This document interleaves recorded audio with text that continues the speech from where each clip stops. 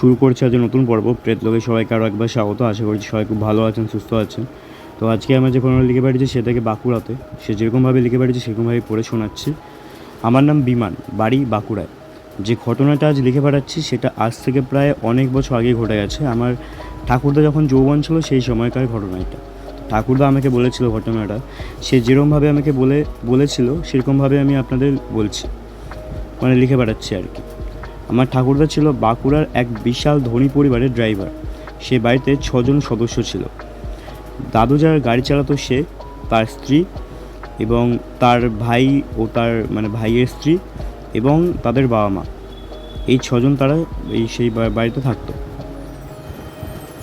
তো দাদু বেশিরভাগ সময় ওই বড় ছেলে যার কথা বললাম তারই গাড়ি চালাতো আর কি। তো একবার ওই বড় ছেলে তার ব্যবসার জন্য বাঁকুড়া বাইরে গেছিলো।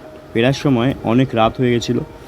যে রাস্তা দিয়ে ফিরছিল সেটা ছিল একটা জঙ্গলের মধ্যে দিয়ে রাস্তা, খুবই একটা বিপজ্জনক ভয়ঙ্কর রাস্তা। একদিকে জঙ্গল ও অন্যদিকে বিশাল এক কবরখানা। জায়গাটা ছিল মারাত্মক ভয়ঙ্কর একটা জায়গা। শীতের রাত, চারদিকে কুয়াশাতে ভর্তি। রাত তখন 2 থেকে 3টে বাজে। সেই বড় ছেলে দাদুকে বলে যে একটু দাঁড়াও না, বিশাল যে টয়লেট পেয়েছে। দাদু বারণ করে যে এখানে করবেন না, জায়গাটা ভালো নয়। আর তার ওপর এই রাতে। সেই বড় ছেলে বলে, আরে খুবই জোরে পেয়েছে, আমি থাকতে পারছি না, তুমি গাড়িটা দাঁড় করাও, কিছু হবে না, তুমি গাড়ি থামো তাড়াতাড়ি। দাদু মালিকের মুখের ওপর কিছু না বলতে পেরে গাড়ি থামিয়ে দেয়। তারপর সেই মালিক গাড়ি থেকে নেমে একটা গাছের তলায় টয়লেট করে। দাদু গাড়ি থেকেই দেখে যে যেই গাছের নিচে সে মালিকটা টয়লেট করলো সেটা একটা অশ্বত্থ গাছ। দাদু তখন কিছু বলেনি তাকে। তখন তো বাড়ি চলে আসে। তারপর কিছুদিন পর সেই মালিক দাদুকে বলতো যে তার নাকি শরীরটা বেশ ভারী ভারী লাগে সবসময়। তার সবসময় মনে হয় যে কেউ তার কাঁধে চেপে রয়েছে, কাঁধে অনেক একটা বোঝ থাকলে যেরকম একটা ভার লাগে সেরকম ভার রয়েছে। দাদু তখন হালকা হালকা বুঝতে পারে যে কেন তার সাথে এরকম হচ্ছে। দাদু কিছু বলে না, ভাবে যে বড় লোক মানুষ তো এইসব বিশ্বাস করে না, আমি আবার বললে কি বুঝবে। দাদু সেই বাড়িতে প্রায়শই যাতায়াত করতো, আর তারা দাদুকে তাদের বাড়ি এক সদস্য বলেই মানত। এবার দিন যত যেতে লাগলো তাদের ব্যবসার অবস্থা খারাপ হতে লাগলো। একদিনের মধ্যে তাদের ব্যবসা এতটাই নিচে নেমে গেছিলো সেটা ধারণার বাইরে। ব্যবসা খারাপ যাওয়ার সঙ্গে সাথে সাথে তাদের বাড়িতে যা ছিল যারা ছিল তাদের বাবা মা, তাদের দুজনের শরীর খারাপ হয়ে গেছিলো একসাথে। কী কারণ ডাক্তার ডাকা হয়েছিল, ডাক্তার বৈদ্য সব ডাকা হয়েছিল, কিন্তু তারা কিছুই বুঝতে পারেনি যে কী কারণে তাদের শরীর খারাপ। এবং একদিন সকালবেলা উঠে তার ছোটো ভাই যখন তার বাবা মার ঘরে গিয়ে নক করে, দেখে অনেকক্ষণ নক করার পরও দেখে তার বাবা মা কেউ দরজা খুলছে না। বাবা মা দুজনেই ভোরবেলা উঠে যায়, কিন্তু সেদিন প্রায় সকাল 10-11 বেজে গেছে, কিন্তু তারা উঠছে না। দরজা নক করেই যাচ্ছে কিন্তু কেউ উঠছে না। তখন সেই ছোটো ভাই দরজাটা হালকা খুলতেই দেখে দরজাটা খোলা রয়েছে।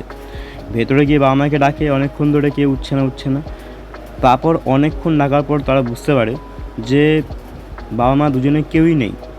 সে তো চিল্লিয়ে উঠে এবং তখন সেই বড় ভাই চলে আসে, দাদু যা গাড়ি চালাতো সে দৌড়ে আসে, সব বাকিরাও সব দৌড়ে আসে।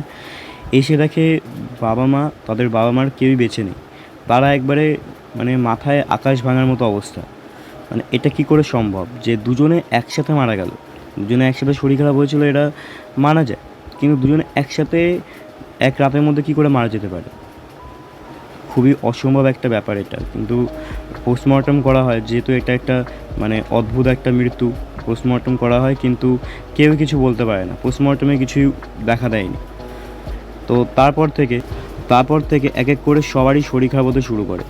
এরই মাঝে প্রায় 2 থেকে 3 মাস পরে তাদের যে ছোটো ভাইয়ের তাদের ছেলে হয়।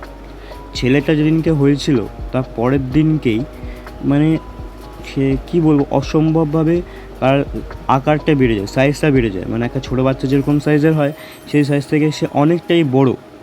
যেদিনকে জন্মেছে তার পরের দিনকে এটা কী করে সম্ভব হতে পারে? এবং তার চোখগুলো ছিল পুরো কালো।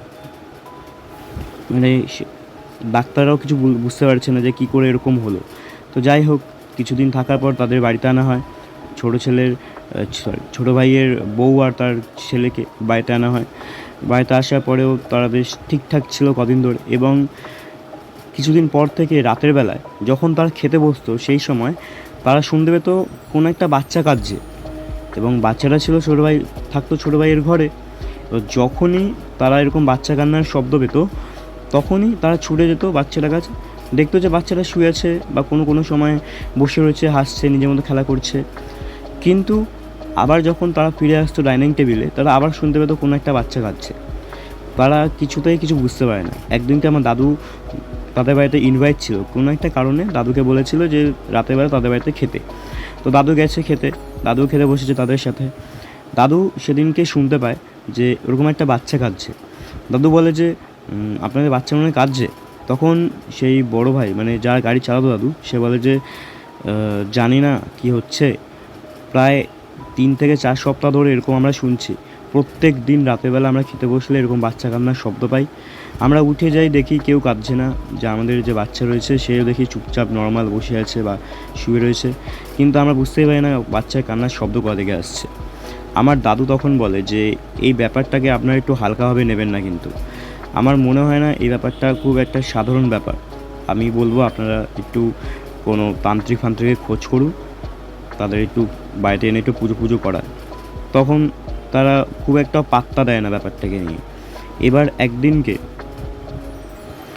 ছোটো ভাই কাজে গেছে, বাড়িতে ফিরে দেখে যে তার স্ত্রী অবাক হয়ে বসে রয়েছে। মানে যেই ঘরে ওরা থাকে সেই ঘরে সিলিংয়ের দিকে অবাক হয়ে বসে রয়েছে। ছোটো ভাই প্রথমে তো সিলিংয়ের দিকে দেখেনি, প্রথমে তার বউয়ের দিকে তাকিয়ে রয়েছে। সে বলছে কী দেখছো? তখনও কোনো শব্দ নেই তার ছোটো ভাইয়ের বউয়ের মুখ থেকে। সে এক দৃষ্টিতে সিলিংয়ের দিকে তাকিয়ে রয়েছে। তারপর যখন ছোটো ভাই উপরের দিকে সিলিংয়ে তাকায়, তখন দেখে তার বাচ্চা সিলিংয়ে ঝুলছে, রীতিমতো ঝুলছে, এবং মাঝে মাঝে সিলিংয়ের মধ্যে হামাগুড়ি দিচ্ছে। মানে এটা একটা অবিশ্বাস্য কাণ্ড, মানে এটা তো সম্ভব নয়, কোনোভাবেই সম্ভব নয়। একটা বাচ্চা জন্মের পরের দিনকে সাইজে বড় হয়ে যাওয়া এটা মানা যায়, কিন্তু 2 মাসও হয়নি সে বাচ্চাটা, সে কী করে একটা সিলিংয়ের মধ্যে হামাগুড়ি দিতে পারে? সে মাটিতে হামাগুড়ি দিতে পারবে না, সে সিলিংয়ে কী করে চলে গেল? এটা খুব একটা অবিশ্বাস্য কাণ্ড। তো এই ঘটনাটার পর থেকে সে তার দাদাকে বলে যে ব্যাপারটা সত্যিই খুব সাধারণ নয়, সে ড্রাইভার যে বলছে সেটা একবার খতিয়ে দেখা উচিত, একটা তান্ত্রিক বলা উচিত, দেখা উচিত বাড়িতে পুজো পুজো করার জন্য। তারপরে একদিনকে বড় ভাই, মানে যে ড্রাইভার, দাদু যে ড্রাইভার ছিল, সে আবার একদিনকে ব্যবসার কাজে বাইরে গেছিলো। ফিরছিল তখন দুপুরবেলা। এবার একটা গাড়ির সামনে, একটা গাছের সামনে সে আবার দাঁড়ায়। গাছটার সামনে একটা নদী ছিল, নদী না বাস বড় একটা ঝিল ছিল টাইপের। তো ওখানে দাঁড়ায়, দেখে যে মানে বড় ভাই একটু সামনে, ঝিলটার সামনে যেতেই দেখে গাছটার নিচে একটা তান্ত্রিক বসে আছে। তান্ত্রিককে দেখে সে বড় ভাই তান্ত্রিকের কাছে গিয়ে তার মানে পায়ে নমস্কার করে, দু পায়ে হাত দিয়ে নমস্কার করে, এবং বলে যে বাবা আপনি কোথা থেকে আসছেন, আপনার কি মানে কিছু সাহায্য লাগবে কি না, এইসব অনেক কিছু জিজ্ঞেস করে। তখন সে তান্ত্রিক বলে আমার কোনো সাহায্য লাগবে না, তোর বাড়িতে ভারী বিপদ, তোর বাড়িতে কিন্তু অশুভ শক্তির বাসস্থান হয়ে গেছে, তুই তোর বাড়িতে যা, তো বাড়ির মেম্বারদের সাবধান কর, বাড়িতে একটা পুজো কর, তো বাড়িতে কিন্তু সব কিছুই ঠিকঠাক নেই। তখন আমি বলি যে তান্ত্রিক মশাই, এনাদের বাড়িতে সত্যি একটা বিপদ রয়েছে, এটা বেশ অনেক মাস থেকে রয়েছে। তখন বড় ভাই বলে যে বাবা আপনি জিজ্ঞেস করুন আমাদের আপনি বলুন আমাদের কী করা উচিত, কারণ আমরা কোনো কুল কিনারা পাচ্ছি না, আপনি যেটা বলবেন সেটাই হবে। তখন সে তান্ত্রিক বলে এখন তোরা বাড়ি যা, কাল সকালে 4টের সময় ভোরবেলা দরজাটা খোলা রাখবি, আমি তোদের বাড়িতে যাবো। এবার বাড়ি গিয়ে যদি আমি দেখতে পাই তোদের দরজা বন্ধ, তাহলে কিন্তু আমি ফিরে আসবো, আমি কিন্তু ডাকাডাকি করবো না, তাই বলছি দরজাটা খোলা রাখিস। এবার তারা দুজনে নমস্কার করে চলে আসে সেখান থেকে। পরদিন ভোরবেলা তারা মানে তান্ত্রিকের আসার জন্য ভোর 4টে থেকে দরজা খুলে অপেক্ষা করে। সে তান্ত্রিক একদম 4টে, পুরো ডট 4টের সময় চলে আসে। আসার পরেই সে পা রাখার সঙ্গে সঙ্গে সে পুরো মনে হচ্ছে যেন ঝড় উঠেছে বাড়িতে পা রাখার সঙ্গে সঙ্গে মনে হচ্ছে সে বাড়ির বাইরে ঝড় উঠেছে। তো সে বাচ্চারা মানে ভ্যাঁ ভ্যাঁ করে কাঁদছে, মানে কী বলবো, মানে বিশাল পুরো পরিবেশটাই পুরো চেঞ্জ হয়ে গেছিলো পুরো বাড়ির। তান্ত্রিক বাড়িতে ঢুকে পুরো বাড়িতে, মানে পুরো বাড়ির বাইরে আর কি, পুরো বাড়িতে গোল ঘিরে একটা সাদা রঙের কিছু একটা পাউডার টাইপের দিয়ে পুরো ঘিরে দেয়। ঘিরে দেওয়ার পরে বাড়ির বাইরে পুরো মানে বাড়িটাকে ঘুরতে ঘুরতে মন্ত্র উচ্চারণ করতে থাকে এবং বাড়ির ভেতরে এসে আবার তার পুজো শুরু করে। প্রায় 3 থেকে 4 ঘন্টা ধরে তার পুজো হয়। পুজো হওয়ার পরে সে বলে যে পুজো এখনও কমপ্লিট হয়নি পুরোপুরি, লাস্ট স্টেজ রয়েছে, যেটা করার জন্য তোদেরকে বুকে পাথর রাখতে হবে। তখন তারা বলে যে কী এমন করতে হবে? তখন সে বলে যে তোদের এই বাচ্চাটার মধ্যে যে ভূতটা রয়েছে সেটা নর্মাল কোনো ভূত নয়, মানে যে মানে ভূত মানে যে আত্মাটা রয়েছে সে নর্মাল কোনো আত্মা নয়, সে হচ্ছে ব্রহ্মদৈত্য। সে তুই অশ্বত্থ গাছের নিচে ওরকম টয়লেট করেছিলি, সে অশ্বত্থ গাছেই সেই ব্রহ্মদৈত্যটা ছিল এবং সে সেদিন থেকে তোর সাথে সাথে ঘুরছে এবং যখন তোর ভাইয়ের বাচ্চা হয় সে একটা সতেজ একটা আত্মা পায়, একটা শরীর পায়, সেই জন্য সেই শরীরে সেই আত্মাটা, ব্রহ্মদৈত্যের যে আত্মাটা ছিল সে ঢুকে যায়। সেই মানে ও এতটাই শক্তিশালী যে ও বাচ্চাটাকে ছেড়ে কোনো দিন যাবে না। ওকে যদি বের করতে হয় বাড়ি থেকে তাহলে বাচ্চাটাকেই মারতে হবে, আর দ্বিতীয় কোনো উপায়ই নেই। তখন এই কথাটা শুনে তারা সবাই ভেঙে পড়ে, সবাই কান্নাকাটি করে যে এটা আপনি কী বলছেন, এটা কি করে সম্ভব? 2 মাসও হয়নি বাচ্চারা, এটা কি করে সম্ভব যে আমরা ওকে মেরে ফেলবো? তখন তান্ত্রিক বলে আমি তোদেরকে বললাম এই একটা মাত্র উপায়, যদি তোরা নিজেদের পরিবার বাঁচাতে চাস। এই তান্ত্রিকের এই মানে অশুভ শক্তির জন্যেই, ব্রহ্মদৈত্যের জন্যেই কিন্তু তোদের বাবা মা মরেছে, তোদের নিজেদের শরীর খারাপ, প্লাস তোদের মানে কী বলবো ব্যবসায় এত বড় ক্ষতি হচ্ছে। একে যদি রেখে দিস তোরা কিন্তু নিঃস্ব হয়ে যাবি, তোদের কাছে কিচ্ছু থাকবে না। তারপরে বুকে পাথর রেখে ছোটো ভাই এবং ছোটো ভাইয়ের বউ ঠিক করে যে তারা তাদের বাচ্চাকে মেরে ফেলবে, কারণ একজনের জন্য পুরো পরিবারকে তো শেষ করা যায় না। বুকে পাথর রেখে 4 জন মিলে তাকে মেরে ফেলে এবং মেরে ফেলার পরে তাকে ঠিকঠাক করে তার দাহ কাজ এবং শ্রাদ্ধ শান্তি করা হয়। তারপর থেকে সব কিছু ঠিকঠাক হয় এবং তারপরে কিছু বছর পরে তাদের আবার একটা সন্তান হয়, সে মেয়ে ছিল এবং তারপর থেকে সব ঠিকঠাক আছে। এটাই ছিল আজকের ঘটনা। আশা করি আপনাদের ভালো লাগবে। ভালো লাগলে লাইক, কমেন্ট, শেয়ার এবং সাবস্ক্রাইব করে দিন। চ্যানেলটা দয়া করে আপনার বন্ধুবান্ধব, পরিবার পরিজন সবার সাথে শেয়ার করুন, আশা করি তাদেরও ভালো লাগবে।